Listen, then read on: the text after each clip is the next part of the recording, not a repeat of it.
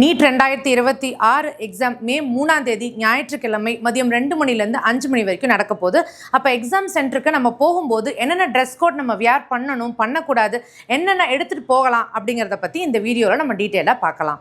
First dress code அப்படின்னு எடுத்துக்கிட்டிங்கன்னா boys R girls யாராக இருந்தாலும் ஜீன்ஸோ இல்லை டைட்டானதோ இல்லை உங்களோட பேண்ட்டில் வந்து நிறைய பாக்கெட்ஸ் இருக்க மாதிரி கார்கோ பேண்ட்ஸ் இந்த மாதிரி எல்லாமே நீங்கள் அவாய்ட் பண்ணிக்கணும். கேர்ள்ஸாக இருந்தீங்க அப்படின்னா நீங்கள் லெகின்ஸையுமே அவாய்ட் பண்ணிக்கணும். அதே மாதிரி காமனான விஷயங்களில் என்ன அப்படின்னா நீங்கள் வந்து ஃபுல் ஸ்லீவ் வந்து போடக்கூடாது, ஹாஃப் ஸ்லீவ் தான் நீங்கள் வியர் பண்ணணும். நீங்கள் போடுற ட்ரெஸ்ஸஸில் வந்து நிறைய பிரிண்டடு இல்லை நிறைய லெட்டர்ஸ் இருக்க மாதிரி வேர்ட்ஸ் இருக்கிறது இதெல்லாமே நீங்கள் அவாய்ட் பண்ணிக்கிட்டு முடிஞ்ச அளவுக்கு நீங்கள் பிளெயினாக சிம்பிளாக போட்டு போகணும். நீங்கள் வியர் பண்ணுற ட்ரெஸ்ஸில் வந்து பெரிய பெரிய பட்டன்ஸு இதெல்லாம் இருக்கிறத வந்து அவாய்ட் பண்ணிக்கணும். நார்மலாக நீங்கள் வந்து பாய்ஸாக இருந்தீங்க அப்படின்னா ஒரு டிஷர்ட் ஆர் ஷர்ட் வந்து சிம்பிளாக பிளெயினாக நீங்கள் வந்து வியர் பண்ணலாம்.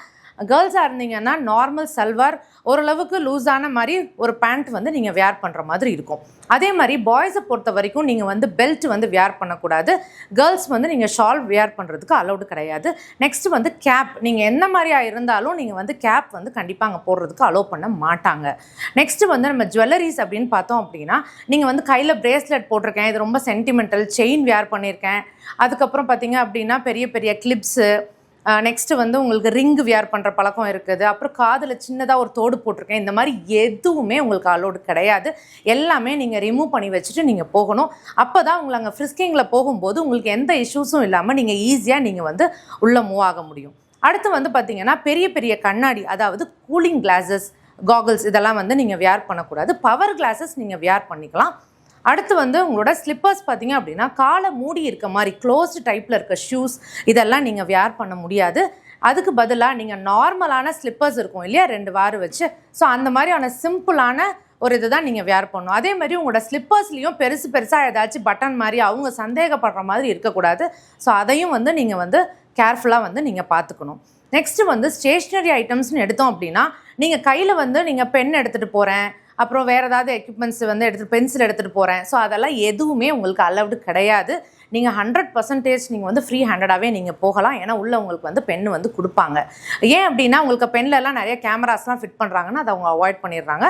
அடுத்து வந்து உங்களுக்கு எலக்ட்ரானிக் எக்யூப்மெண்ட்ஸ் அப்படின்னா நீங்கள் வந்து மொபைல் ஃபோன்ஸ், அப்புறம் கேமரா இல்லை ஏதாவது பேஜர் ஐட்டம்ஸு, அதுக்கப்புறம் இந்த மாதிரி எந்த ஒரு எலக்ட்ரானிக் கால்குலேட்டர்ஸ், எந்த விதமான எலக்ட்ரானிக் எக்யூப்மெண்ட்ஸும் உங்களுக்குள்ளே அலௌடு கிடையவே. ஸோ அது எதுவுமே நீங்கள் எடுத்துகிட்டு போக முடியாது. ஈவன் பவுச் எடுத்துகிட்டு போகிறேன் அதெல்லாம் அலௌடு இல்லை. நெக்ஸ்ட்டு வந்து உங்களுக்கு ஹேண்ட் பேக்ஸ், அப்புறம் வந்து பர்ஸ் வச்சுருக்கேன், இங்கேருந்து நான் வீட்டுக்கு போகிறதுக்கு எனக்கு வந்து பஸ்ஸுக்கு வெறும் அமௌண்ட் மட்டும் வச்சுருக்கேன், கேஷஸ் அலௌடா, இது எதுவுமே உங்களுக்கு அலௌடு கிடையாது. நீங்கள் வெளியில் யாரையாவது கூட்டிகிட்டு போய் கேஷ் எதையாவது கொடுத்துட்டு தான் நீங்கள் போகணும். அதே மாதிரி உங்கள் பொருட்களை வைக்கிறதுக்கு எக்ஸாமினேஷன் சென்டரில் வந்து எந்த ஒரு ரூம்ஸும் சேஃப்டியாக உங்களுக்கு அவைல் பண்ண மாட்டாங்க.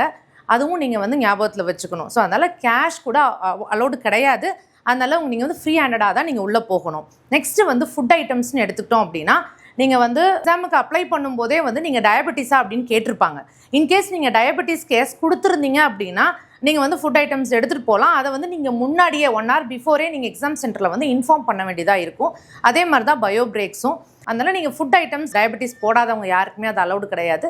நெக்ஸ்ட்டு வந்து வாட்டர் பாட்டில்னு எடுத்துக்கிட்டிங்க அப்படின்னா பிளெயின் வாட்டர் பாட்டில் நீங்கள் உங்களுக்கு தேவையான கெப்பாசிட்டியில் நீங்கள் எடுத்துக்கலாம். இல்லை நீங்கள் ஒரு normal transparent Aquafina water bottle வாங்கிக்கிட்டு நீங்கள் வந்துட்டு அதோட லேபிள் வந்து நீங்கள் பிரிச்சிடலாம். ஸோ நீங்கள் அப்படி தான் எடுத்துகிட்டு போக முடியும். இதை தாண்டி ஒரு டிரான்ஸ்பரண்ட் இல்லாமல் ஒரு கலர் எடுத்துகிட்டு போகிறது, அப்புறம் ஹாட்டு கோல்டு உடம்பு சரியில்லை, ஸோ இந்த மாதிரி எந்த ஒரு விஷயங்களும் அங்கே அவாய்ட் பண்ணிக்கிறது வந்து நல்லது. நெக்ஸ்ட் இன்னொரு முக்கியமான விஷயம் என்னன்னு பார்த்தீங்க அப்படின்னா ஸ்மார்ட் வாட்சஸ், அனலாக் வாட்சஸ், இந்த மாதிரி எந்த மாதிரி வாட்சஸும் நீங்கள் வந்து வியர் பண்ணிட்டு போக முடியாது. உங்களோட இன்விஜிலேட்டரே உங்களுக்கு கண்டிப்பாக வந்து டைமிங் வந்து அனௌன்ஸ் பண்ணுவாங்க. அட் த சேம் டைம் ஹால்ஸ்லேயும் உங்களுக்கு வந்து கிளாக் வந்து வச்சுருப்பாங்க, பெல்லும் உங்களுக்கு வந்து அங்கே வந்து உங்களுக்கு இன்டிமேஷன் கொடுக்கறதுக்காக அடிப்பாங்க. அதனால் நீங்கள் அதை பற்றி ஒரி பண்ண வேண்டியது இல்லை. ஸோ அட் எனி காஸ்ட் இது எதுவுமே உங்களுக்கு வந்து அலோவ் பண்ண மாட்டாங்க. இதே மாதிரி நம்ம வந்து ஹால் டிக்கெட்ஸ் வந்ததுக்கப்புறம் என்னென்னலாம் பண்ணணும் பண்ணக்கூடாது அப்படிங்கிறத பற்றியான வீடியோவும் நம்ம போடுவோம். இதே மாதிரி அப்டேட்ஸை நீங்கள் உடனே தெரிஞ்சுக்கணும் அப்படின்னா ஃபியூச்சர் விஷன் நீட் சேனலை சப்ஸ்கிரைப் பண்ணி வச்சு தொடர்ந்து ஃபாலோ பண்ணுங்கள். தேங்க்யூ.